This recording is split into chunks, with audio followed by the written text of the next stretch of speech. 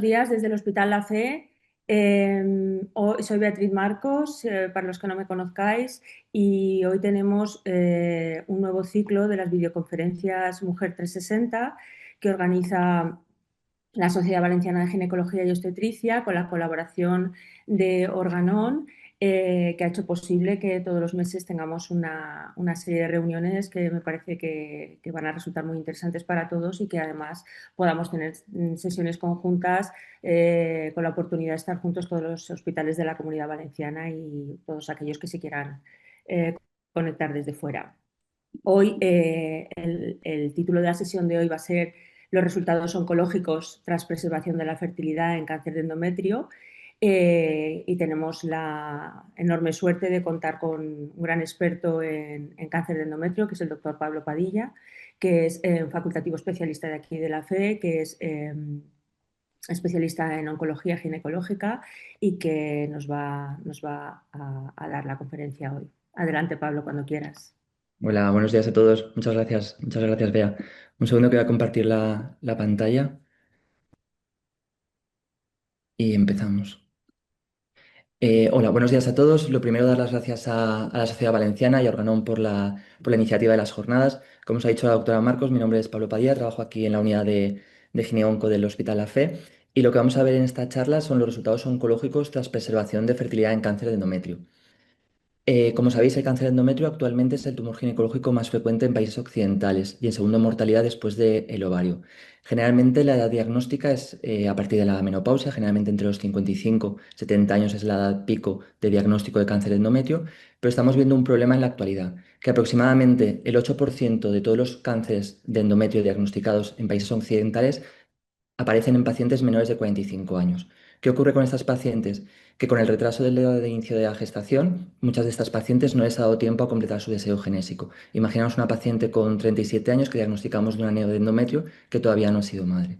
Con lo cual, el objetivo de la preservación de fertilidad es un reto para los especialistas en ginecología oncológica, porque es poder ofrecer un tratamiento conservador oncológicamente seguro, es decir, un tratamiento que tenga una seguridad oncológica sin realizar cirugía, es decir, sin realizar la histerectomía, permitiendo completar el deseo genésico de la paciente. Y eso es algo muy importante que tenemos que explicarle a la paciente cuando estamos hablando de preservación de fertilidad en cáncer de endometrio. Lo más importante, y eso hay que explicárselo desde el primer momento, es que se acepta que es un tratamiento no estándar. ¿Y esto qué significa? Que cuando tenemos una paciente, independientemente de la edad diagnosticada de un EIN o de un carcinoma de endometrio de bajo grado, su tratamiento estándar es la cirugía. Lo que vamos a hacer con la preservación de fertilidad es obviar la cirugía, ofrecer un tratamiento que luego veremos en la presentación y poder hacer una preservación de fertilidad, sabiendo que es un tratamiento no estándar. Cuando hablamos de preservación, también existe una posibilidad real de persistencia y de recaída de la enfermedad en torno a un 20 o 40%, que son porcentajes muy altos cuando hablamos de oncología, y el riesgo de cáncer oculto. El cáncer de oculto no es nada más que una paciente que diagnosticamos de UNEI. Cuando realizamos la histerectomía, ya en la pieza quirúrgica, aproximadamente hasta el 30% de las ocasiones ya va a tener focos microinvasivos de carcinoma invasor, con lo cual esto es importante tenerlo en cuenta. Y luego una de las cosas que habréis oído en cáncer endometrio que está muy de moda en los últimos años es la clasificación molecular. Y en la presentación vamos a ver cómo la clasificación molecular también la usamos a la hora de preservar a las pacientes y cómo son criterios diagnósticos. En relación a la preservación, lo más importante, un manejo individualizado. Recordar que no es lo mismo una paciente que otra. Aquí se tiene que individualizar mucho la indicación y el tratamiento. El abordaje multidisciplinar. Participamos ginecólogos, radiólogos, anatomía patológica, los compañeros de reproducción humana. Es un manejo multidisciplinar. Y luego siempre valorar remitir estos casos a centros de referencia. No por nada, sino porque si aglutinamos los casos con baja prevalencia en un único centro, vamos a tener más seguridad oncológica y sobre todo mayor experiencia para tratar a estas pacientes. Respecto a los criterios de selección, pues están muy estudiados y muy definidos. La paciente para poder preservar la fertilidad tiene que cumplir todos estos criterios. El primero, pacientes con deseo genésico no cumplido. Esto puede parecer un poco obvio, pero imaginaos que tenemos una paciente de 40 años que no tiene deseo gestacional, no le tenemos que ofrecer la preservación de fertilidad, independientemente de la edad.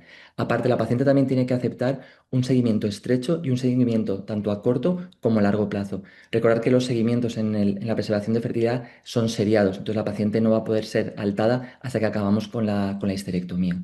El tratamiento de la preservación se basa en la hormonodependencia del tumor Sí, con la administración de progesterona, si la paciente tiene contraindicación para el tratamiento hormonal, no tenemos plan B, no podemos ofrecerle otro tipo de tratamiento, con lo cual es importante tenerlo en cuenta. Y siempre, desde la primera visita que estamos hablando con la paciente, tienen que aceptar la necesidad de una histerectomía futura, porque recordad que el tratamiento para este caso al final es la cirugía. Todas las histologías cumplen criterios para poder preservar, es decir, una paciente con un carcinoma de endometrio G3 podemos preservarla y aquí está muy definido. Solamente se puede preservar en aquellas pacientes con histologías de premalignidad, en las conocidas como los EIN o las hiperplasias atípicas, y los adenocarcinomas de endometrio tipo endometrioide grado 1. Recordar que algunos autores también preservan en los grado 2, sabiendo que el pronóstico es peor por una mayor tasa de recaída, pero se puede individualizar y se puede realizar. Respecto a otros criterios de selección, pues idealmente las pacientes sin invasión miometrial.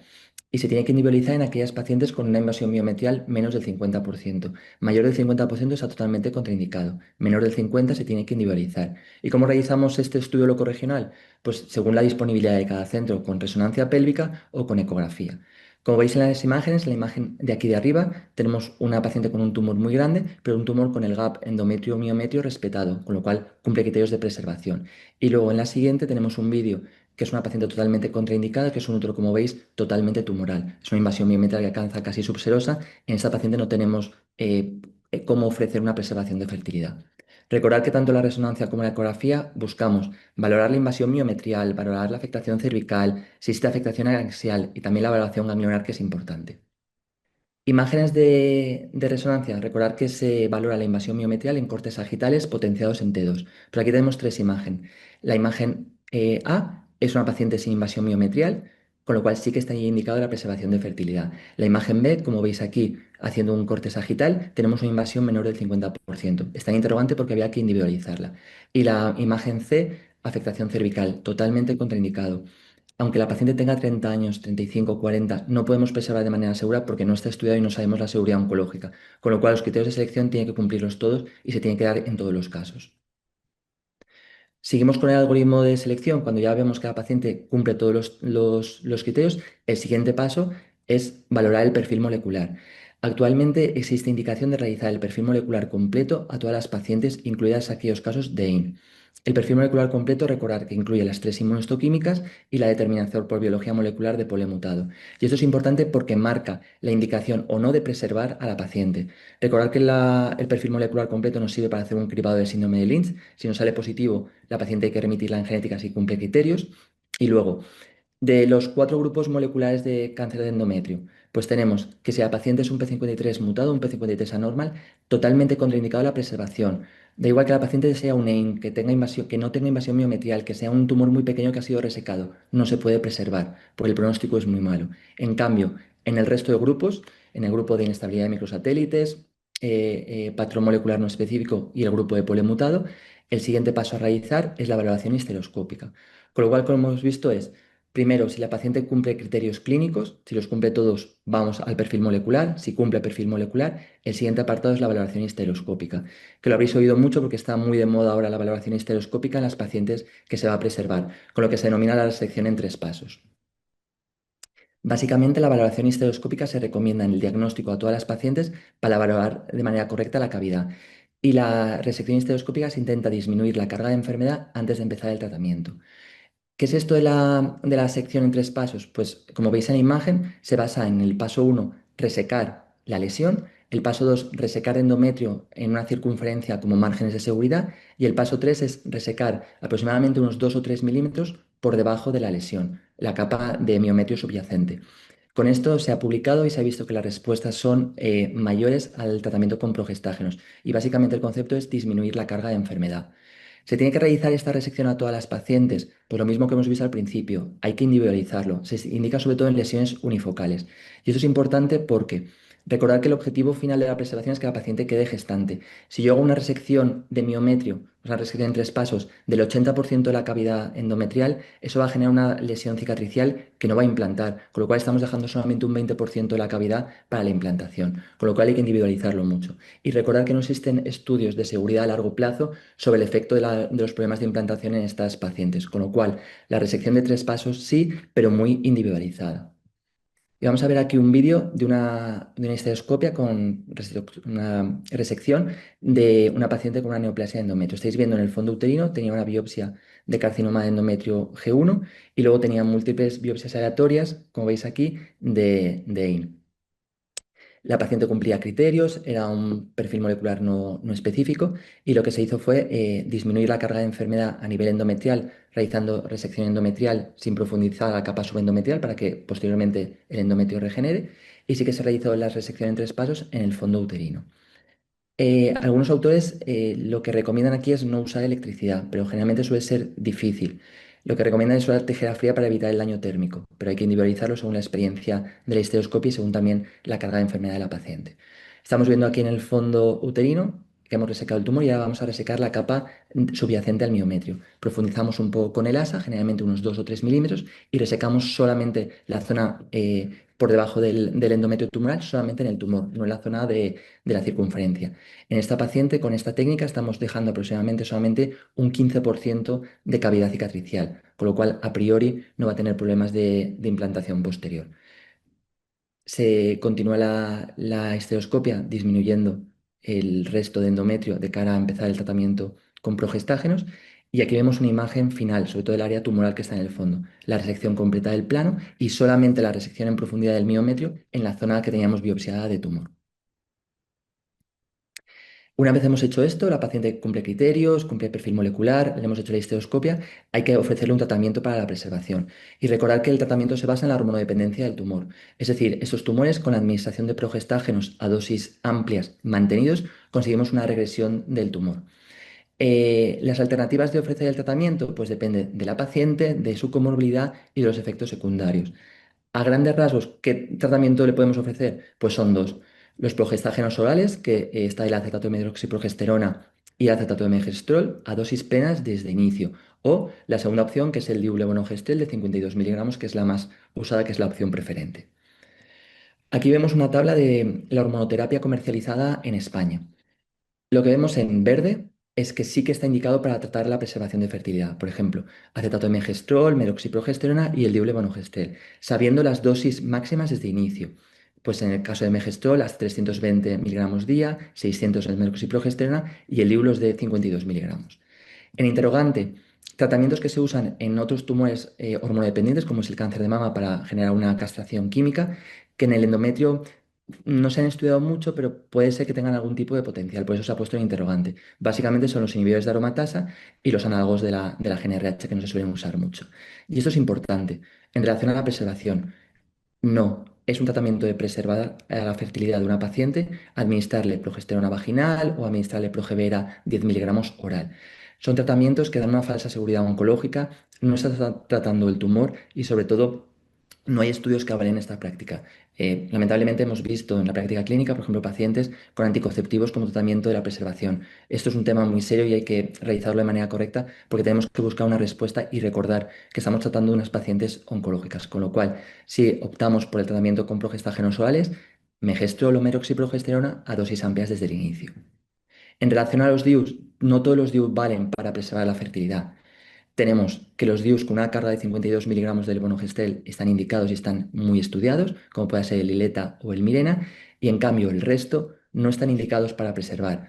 El Quilena o el Jaides se ha visto que la dosis de carga es menor, con lo cual es un tratamiento subóptimo, y encima estos DIU, conforme pasan los años, tienen una pequeña disminución de la liberación de levonorgestrel, con lo cual estás tratando a la paciente con una manera subóptima, con lo cual en este caso si optamos por la opción del DIU, que sea de 52 miligramos y esto es importante.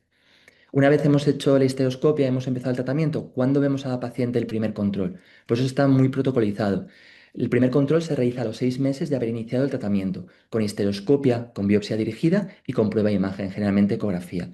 Algunos centros lo realizan a los 3 meses. Depende del protocolo de cada centro. Generalmente a los 3 meses muchas pacientes no les ha dado tiempo todavía a hacer una regresión histológica completa. No significa que no vayan a responder. El problema es que no les ha dado tiempo. Con lo cual, 6 meses es un tiempo prudencial para hacer el primer control, porque el 75% de todas las pacientes van a responder dentro de estos 6 primeros meses. ¿Cómo consideramos que el tratamiento con preservación de fertilidad ha sido exitoso? Pues necesitamos dos biopsias endometriales negativas separadas mínimo 3 meses en una paciente con tratamiento con progestágenos a dosis máximas. Si volvemos al algoritmo diagnóstico, ¿qué puede pasar en estos 6 meses en el primer control? Pues en el primer control yo puedo realizar la histeroscopia y la patóloga decirme que persiste Lane o persiste el adenocarcinoma G1. Aquí nos tenemos que preguntar qué ha pasado en las pruebas de imagen. Si la paciente tiene progresión en las pruebas de imagen, hay que ir directamente a cirugía. Es hacer un stop en la preservación y ofrecer cirugía. Imaginaos que es una paciente que a los 6 meses no ha respondido y en la ecografía inicial no tenía invasión miometrial y ahora ha crecido el tamaño del tumor y ya tiene invasión miometrial. Esto no es ninguna seguridad para continuar la preservación. En cambio, si la ecografía se mantiene estable, es decir, si no ha habido cambios esos 6 meses, sí que podemos individualizar y mantener el tratamiento en esta paciente y revalorarla a los 3, 6 meses. Generalmente será a los 9 o 12 meses de haber empezado el tratamiento. Si en cambio a estos 9 o 12 meses la paciente sigue teniendo tumor, daremos como fallido el tratamiento con preservador y la paciente pasará a cirugía. Eso es en el grupo de mal pronóstico. En cambio, el 75% de las ocasiones, la paciente en el primer control ya ha negativizado. La ecografía está bien y la biopsia ya es negativa. Pues se recomienda revalorar a los 3, 6 meses y volver a repetir todo. Recordad que para considerar que ha sido exitosa necesitamos 2 biopsias negativas separadas 3 meses. Y si la paciente en estos 3, 6 meses después del primer control tiene deseo gestacional, vamos a ver qué vamos a hacer con la paciente, porque depende mucho si tiene deseo gestacional o no, una vez hemos conseguido la remisión histológica completa. Si tiene deseo gestacional la paciente, hay que remitirla a unidad de reproducción.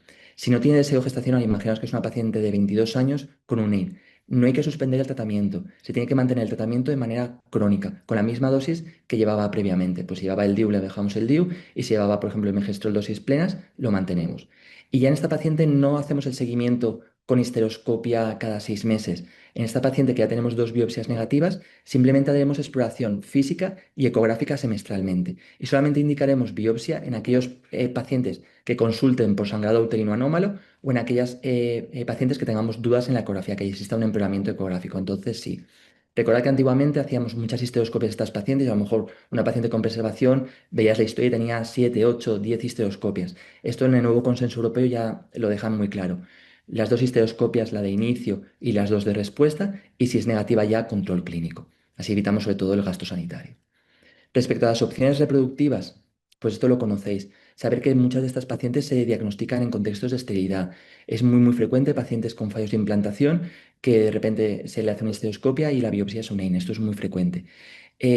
A pesar de su contexto de esterilidad, la tasa de gestación es muy diferente en función de la serie que consulte.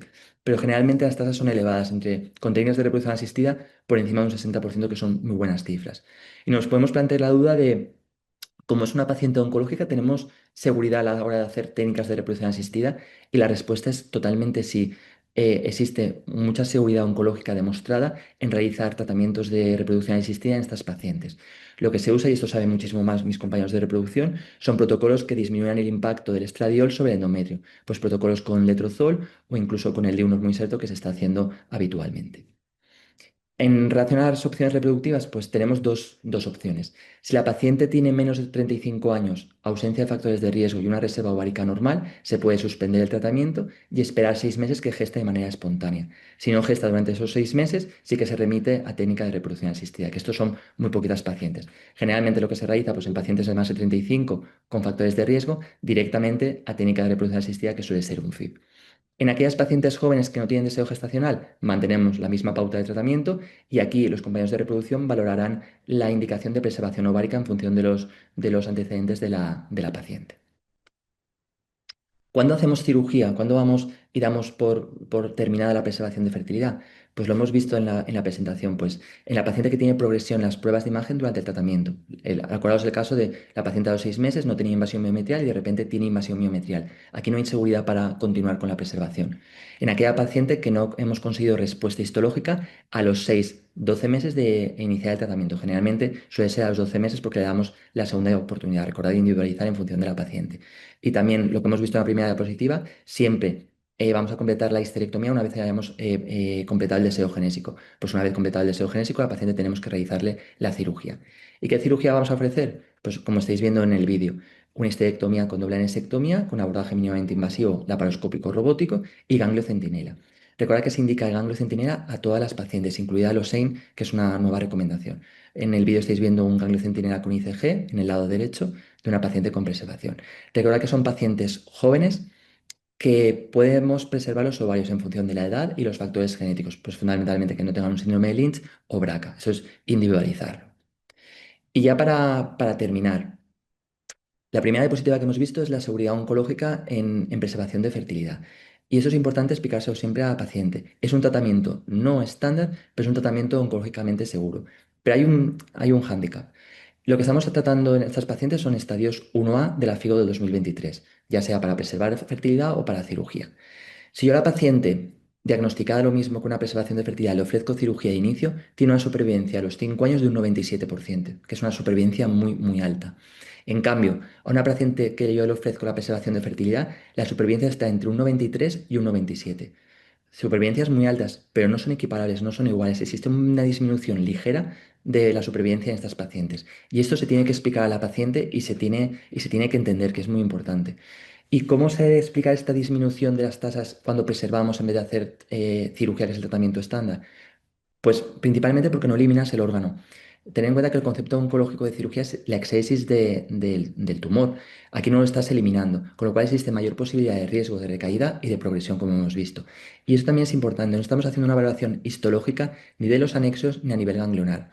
Recordad que en este grupo de pacientes la afectación ganglionar es muy baja, pero está descrita en menos de un 5%. Pero si tenemos la mala suerte de que esta paciente, que en las pruebas de imagen no se ve nada, tiene afectación ganglionar microscópica, no lo vamos a estar controlando con la preservación de fertilidad. Por eso todo explica esta disminución de la supervivencia. Aún así, ASCO, que es nuestra guía mundial de oncología médica, nos dice que es un tratamiento válido, oncológicamente seguro, pero sabiendo que disminuye algo la supervivencia, por lo que hemos visto en esta diapositiva. Y a modo de conclusiones de la preservación de fertilidad en cáncer de endometrio, pues se puede ofrecer en aquellas pacientes que tengan deseo gestacional, que tengan diagnóstico histológico de hiperplasia típica, carcinoma de endometrio G1 individualizando G2 e idealmente sin invasión miometrial. Menos del 50% habría que individualizarla. Recordar que se realiza la clasificación molecular completa, los 4 paneles, en todas las pacientes incluidas en el EI. Se recomienda la valoración histeroscópica al diagnóstico, individualizando la resección en 3 pasos. Tratamiento, hormonodependencia del tumor. De elección, el diulevonogestrel 52 miligramos. Si no, opciones con progestágenos orales. Y recordad, y esto es importante tenerlo en cuenta, que para considerar un tratamiento exitoso de la preservación de fertilidad, tratamiento completo, 2 biopsias endometriales separadas mínimos 3 meses con respuesta histológica completa. Y eso es lo más importante. Os dejo aquí referencias bibliográficas por si queréis ampliar del tema. Tenéis el Consenso Europeo ESGO-R del 2023, que está muy, muy bien desarrollado y es bastante actualizado en preservación de fertilidad. En la actualización de cáncer de endometrio general que acaba de salir del 2025 de ESGO-ESTRO-ESP también habla un poco de preservación.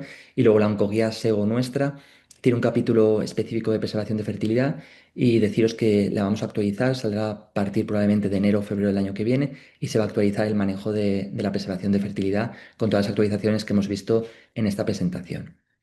Solamente me queda daros las gracias nuevamente a la Sociedad Valenciana Organón, a la doctora Marcos y a mis compañeros de trabajo y muchas gracias por vuestra atención. Muchísimas gracias, Pablo. Muchísimas A gracias, vosotros, muchas Manon, gracias. por hacer posible estas sesiones que me parecen interesantísimas. Y Sergio, si quieres, nos emplazas para la siguiente fecha, lugar y tema.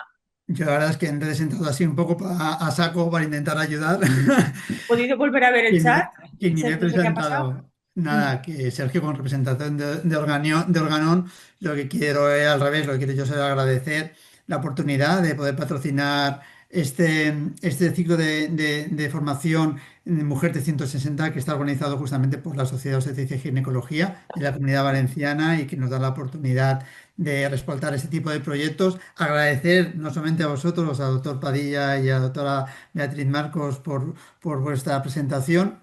Y también a todos los que se han conectado. Se han conectado desde la FE, desde el clínico, desde el general, del doctor Balmis, desde el PSET, Virgen del Orillo, el general Leelda, incluso muchos a nivel individual, como habéis podido comprobar.